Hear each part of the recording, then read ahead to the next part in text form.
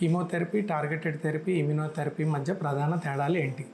Chemotherapy అనేది వేగవంతంగా పెరుగుతున్న క్యాన్సర్ కణాలని చంపుతుంది. క్యాన్సర్ కణాలతో పాటు కొన్ని సాధారణమైన కణాలపైన కూడా ప్రభావం చూపిస్తుంది. అందువల్ల పేషెంట్లకి జుట్టు ఊడిపోవడం, వాంతులు అవ్వడం, అలాగే అలసట వంటి సైడ్ ఎఫెక్ట్స్ కనిపించవచ్చు.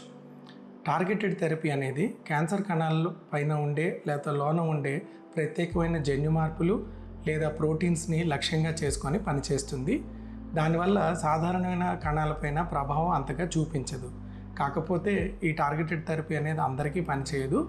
ఎవరికి పనిచేస్తుంది అనేది ప్రత్యేకమైన టెస్టుల ద్వారా నిర్ధారణ చేయబడుతుంది. ఇమ్యునోథెరపీ వరకు చూసుకుంటే ఇమ్యునోథెరపీ అనేది నేరుగా క్యాన్సర్ కణాలను చంపదు.